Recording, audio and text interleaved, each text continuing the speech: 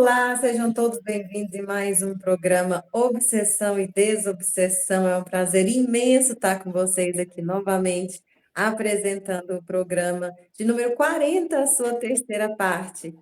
E vamos dar as boas-vindas para os nossos convidados? Vamos começar então pela nossa voz de canarim. Seja bem-vinda, Ábia.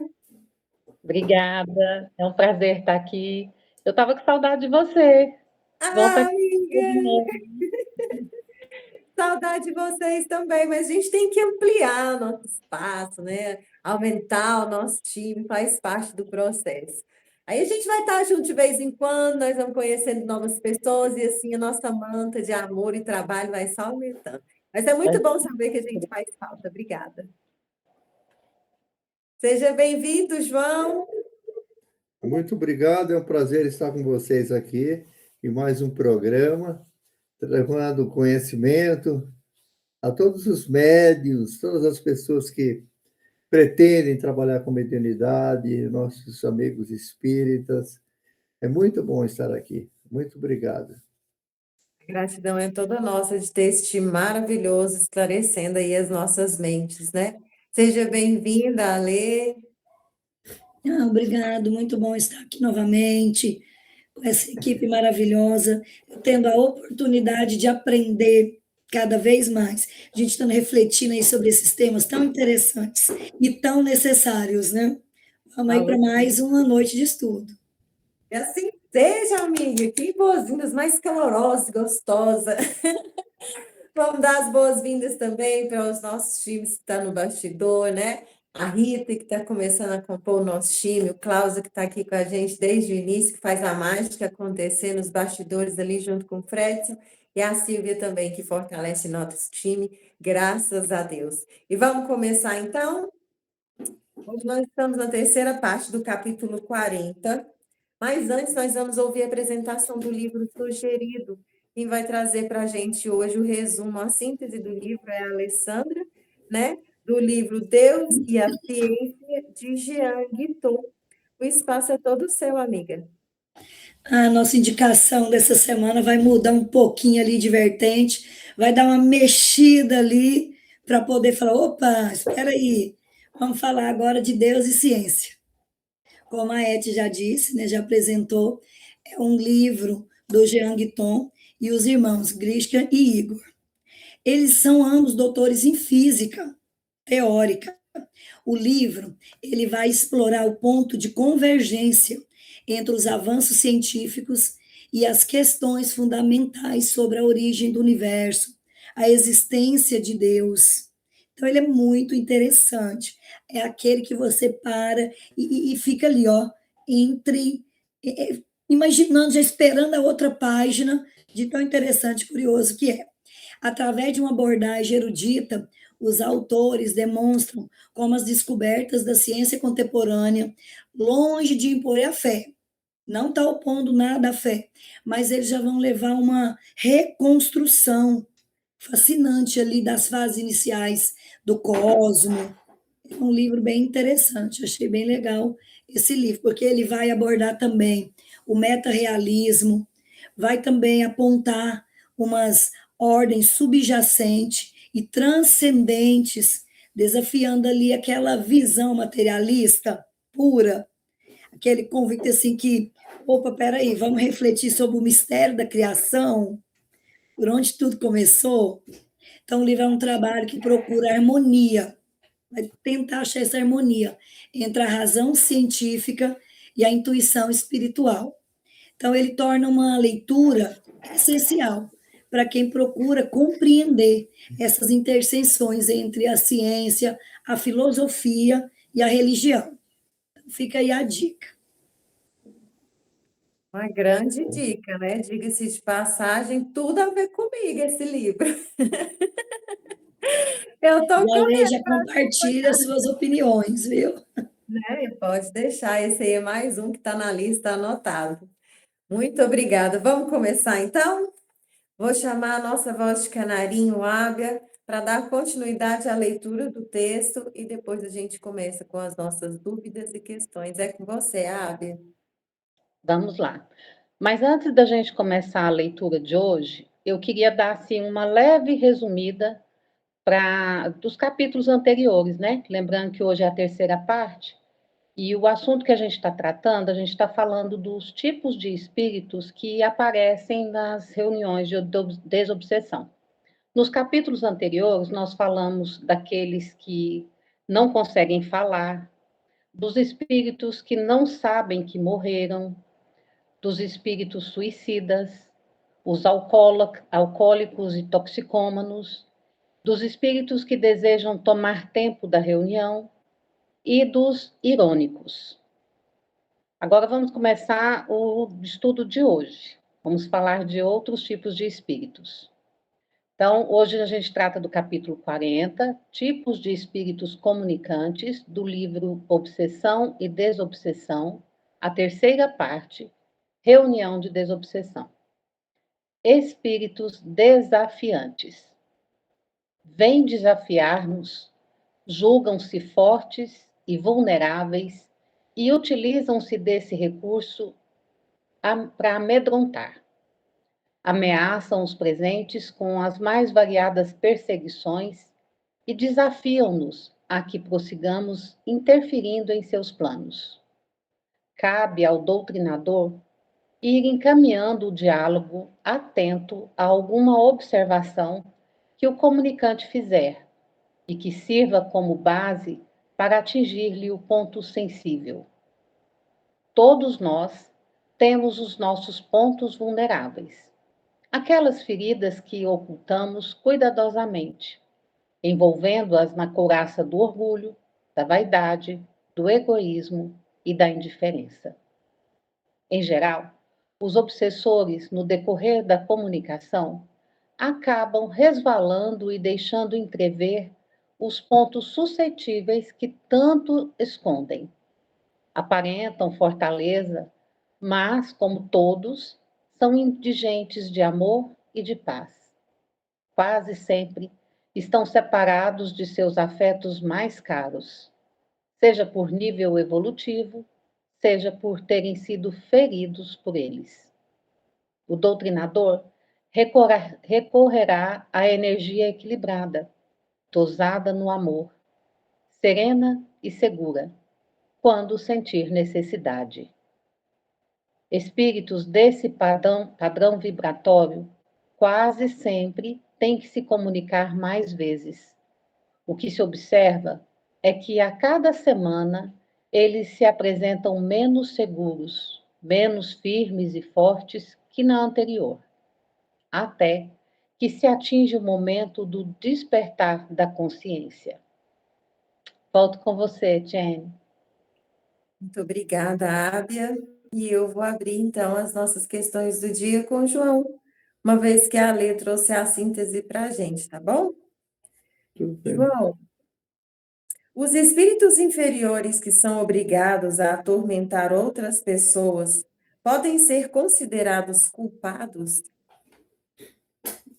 Todo espírito que comete o mal, ele tem um grau de culpabilidade.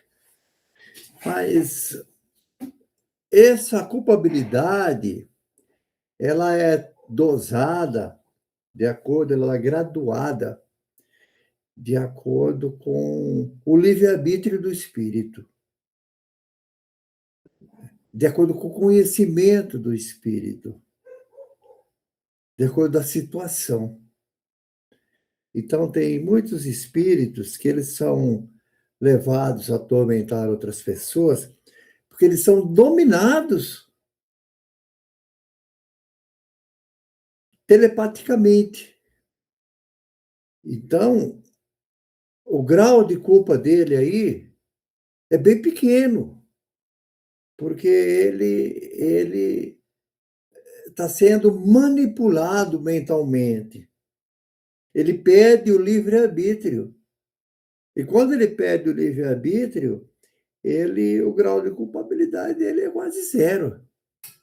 Ele não tem condições de discernir o que é certo, o que é errado, e ele não tem também aquela arbítrio de fazer assim ou assado.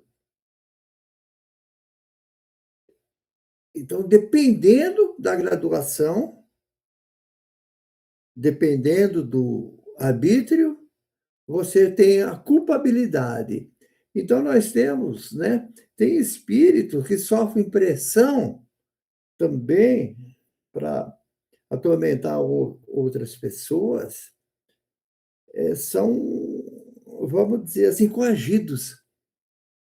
Na sala mediúnica você vê espírito que atormenta, persegue. Ah, por que você persegue? É porque nós temos um outro espírito que nos atormenta e diz que a gente não perseguir, não fizer o que ele manda. Eu tenho 3 filhas encarnadas e uma esposa ainda, e que ele vai destruir minha família. Então, ele está sendo coagido.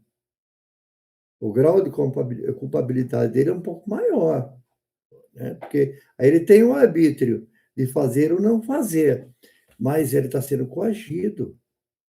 Então, depende do caso. Depende do caso. Todos são culpados, mas tem aquela culpa que é ínfima e tem aquela culpa que é quase 100%. Ele fez porque ele realmente ele gosta de fazer aquilo. Ele é do mal, ele é bestial, né? Ele é atormentado. Então, ele faz aquilo porque ele sofreu demais, então ele quer fazer os outros sofrerem, se sente bem fazer os outros sofrerem. Então, depende, cada caso é um caso. É isso. Muito bom, muito bem colocado. Realmente, cada caso é um caso, mas sempre traz, né, umas informações, conhecimentos a acrescentarem. Ale, você gostaria de fazer algum complemento? Não, foi bem completo, eu estaria só repetindo o que ele falou, reafirmando, então está bem completo. Ok, obrigada. E a gente volta então para o próximo slide com a Águia. Com você, Águia. Vamos falar de espíritos descrentes. Apresentam-se insensíveis a qualquer sentimento. Descreem de tudo e de todos. Dizem-se frios, céticos, ateus. No entanto, o doutrinador terá um argumento favorável, fazendo-os sentir que, apesar de tudo, continuam vivos e que se comunicam através da mediunidade. Também poderá abordar outro aspecto, que é o de dizer que entende essa indiferença, pois que ela é resultante dos sofrimentos e desilusões que o atormentam. Que, em realidade, essa descrença não condizirá a nada, e sim a maiores dissabores e a uma solidão insuportável. O doutrinador deve deixar de lado toda a argumentação que vise a provar a existência de Deus, pois qualquer tentativa nesse sentido não atingirá o objetivo. Eles estão armados contra qualquer tentativa de. Só um minutinho, pessoal. Eles estão armados contra essa doutrinação. E esta, justamente, a que esperam encontrar. Primeiro, deve-se tentar despertá-los para a realidade da vida, que palpita dentro deles, a da sofrida posição em que se colocam por vontade própria. Ao se conscientizarem do sofrimento em que jazem, da angústia que continuadamente tentam disfarçar, da distância que os separa dos seres amados, por si mesmos recorrerão a Deus. Inclusive, o doutrinador deve falar-lhes que somente o Pai pode oferecer-lhes o remédio e a cura para os seus males. Volto com você. Muito obrigada. E agora eu vou voltar com a Ale, né, Ale? A nossa segunda dúvida do dia. Ale, qual deve ser a principal abordagem do doutrinador diante dos espíritos descrentes? Minha voz está meio rouca para variar, né?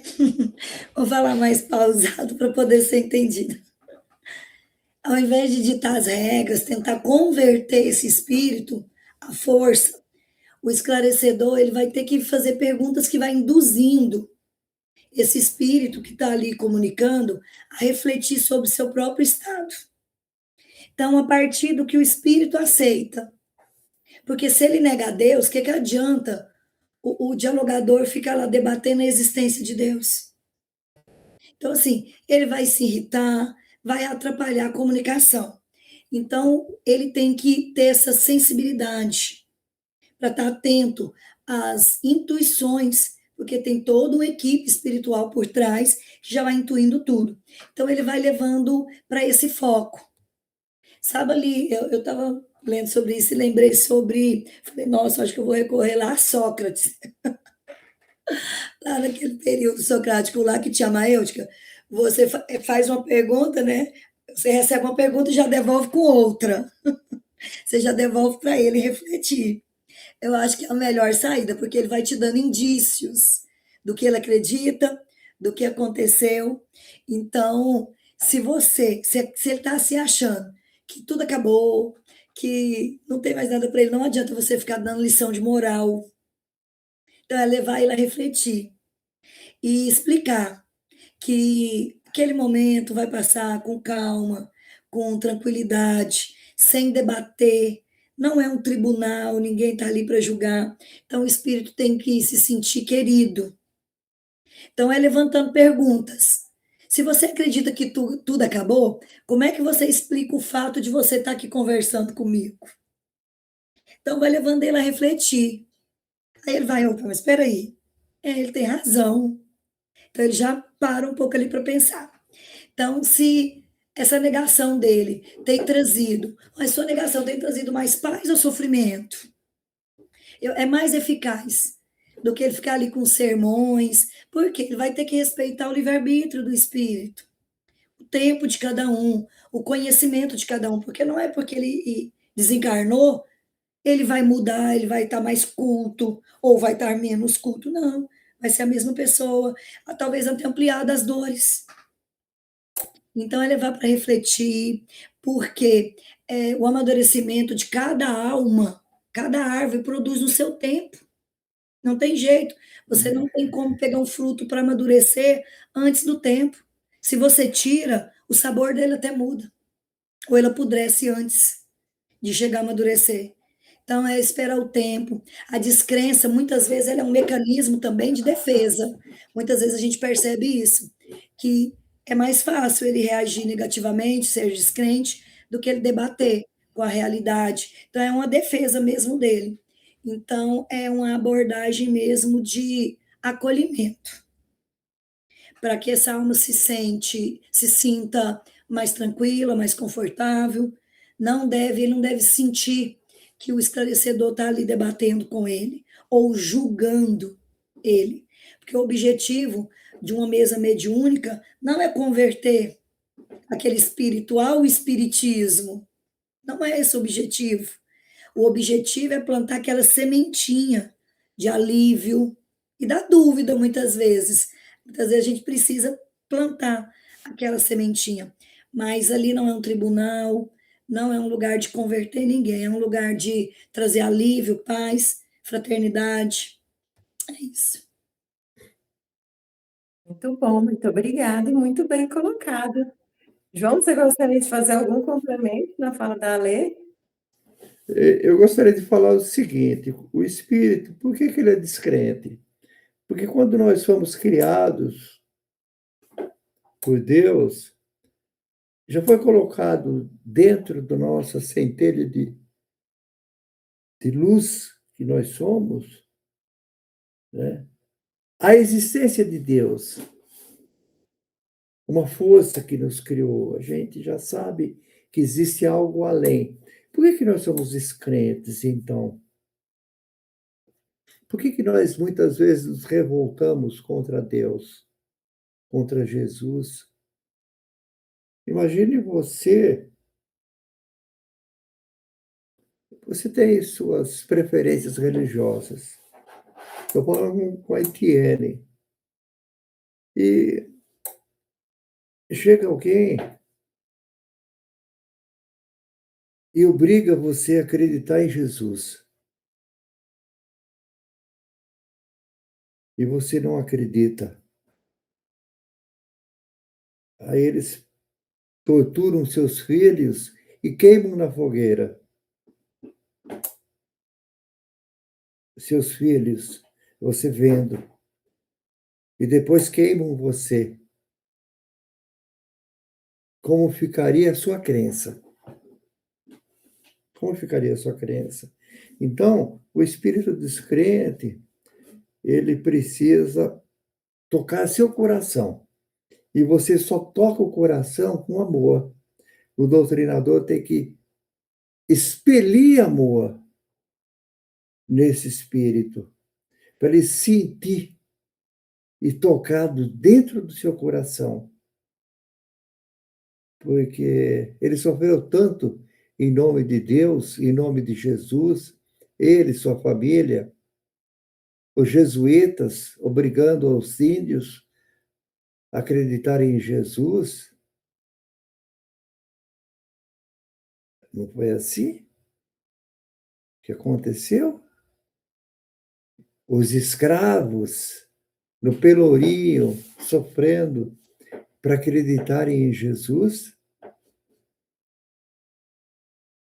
Então, ele precisa receber amor. Porque a descrença dele vem do equívoco dos nossos antepassados. Ele não nasceu com essa descrença. É isso. E é uma dor, né, que eles carregam, porque foram eras que isso aconteceu, né? Há quantas eras pessoas não derramam sangue em nome de um Deus maior, né? Vamos voltar então para o texto, para que a gente possa trazer nossa última dúvida do dia com você, Abre. Espíritos dementados. Eles não têm consciência de coisa alguma. O que falam não apresenta lógica. Quase todos são portadores de monodeísmo, ideia fixa em determinada ocorrência. Razão porque não ouvem nem entendem o que lhes fala. Devem ser socorridos com passes e, em alguns casos, o espírito parece despertar de um longo sono e passa a ouvir a voz que lhe fala. São os que trazem problemas menos graves. Volto com você. Obrigada, Abre. E agora eu volto com o João. E a gente fecha com chave de ouro com a lei. João, o que que leva o espírito a obedecer ordens de entidades más para perseguir outras criaturas? Mais ou menos, eu também já respondi essa pergunta, numa pergunta anterior. O que leva o espírito a obedecer ao outro? Sujeição kármica, porque ele já tem uma dependência daquele outro espírito de vidas passadas, né? Supremacia, vamos dizer, magnética, telepática, de um sobre o outro. Processos obsessivos. Uma mente sendo dominada por outra mente. Perda do livre-arbítrio. Então, medo. Também falei medo. Medo de quê? Medo de sua família sofrer represálias por ele não obedecer. Então, é uma série de situações que faz com que o espírito cometa o mal,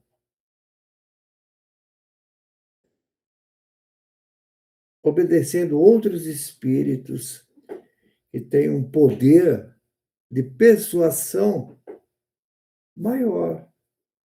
Eu vou dar um exemplo para vocês.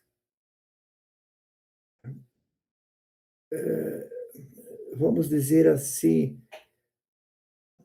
ao carisma do o espírito que manda o outro e o outro obedece, pelo carisma.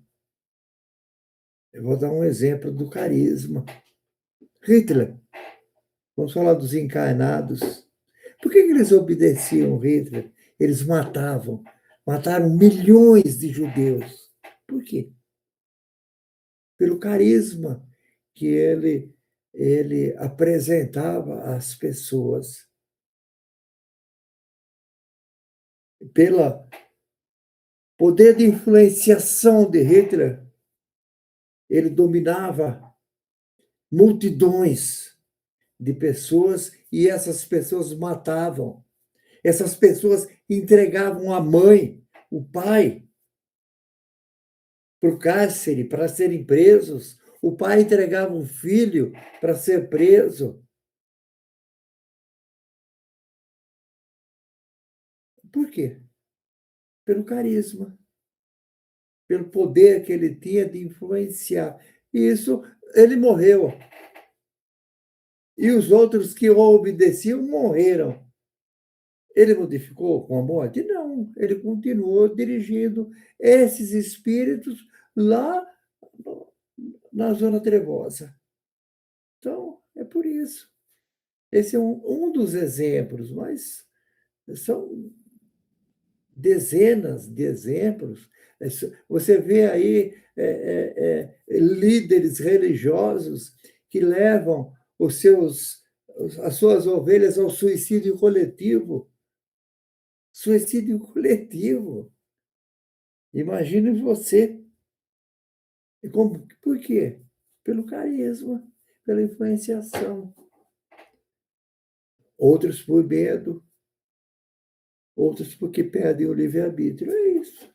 Cada caso é um caso. Muito bom, muito obrigada. E a gente vê que até a maldade, a obsessão consegue ser terceirizada, né? Consegue aí ser trabalhada em grupo. Possamos atentar cada vez mais aos nossos pensamentos e valores para não cair nessa rede de esquemas. Você gostaria de fazer algum complemento além à fala do João? E é uma rede mesmo, e bem equipada e bem estruturada, porque eles vão pegando o ponto fraco da vítima, vamos dizer assim, a vítima deles. Seja um que. Alguns podem fazer com que eles acreditam que são juízes, executor da lei, que aquele espírito que eles querem afetar, aquela alma encarnada que eles querem afetar, merece ser punida. Então, alguns acreditam que eles estão aplicando a justiça, que não é uma maldade, é uma justiça, porque eles têm grande poder de persuasão. Eles não deixam de ser inteligentes, não. E tem outro caso também, eles pegam esses espíritos com grandes remorsos, que até falou nas perguntas, e vai sufocando eles no erro, porque já sabe que isso fica martirizando, então ele já aproveita e usa isso como moeda de chantagem. Então eles já convencem que eles não têm outro lugar que serão aceitos, que eles são os monstros, e ali eles são acolhidos. Então, é uma outra vertente. Então, é como se eles fossem muito bons, aquela falange fosse muito bom em aceitá-los. Então, é tantas vertentes que a gente pode seguir aí para poder responder, mas uma delas é essa, para não ficar muito longo. É isso. Muito bom, muito bem colocado, amiga. Muito obrigada. E a gente fecha, então, o nosso quadro de questões da terceira parte do capítulo 40. E eu quero agradecer a presença de todos vocês e dizer para que vocês não percam a semana que vem a quarta parte do nosso trabalho do livro Obsessão e Desobsessão, capítulo 40. E é um capítulo muito profundo que a gente precisa acompanhar de pertinho, tipos de espíritos comunicantes. Quero agradecer a todos que participaram, a nossa equipe maravilhosa, a você que nos acompanha toda semana. E um abraço bem caloroso, apertado. Aguardo vocês no próximo capítulo. Um abraço. Tchau, tchau. Tchau, tchau, gente.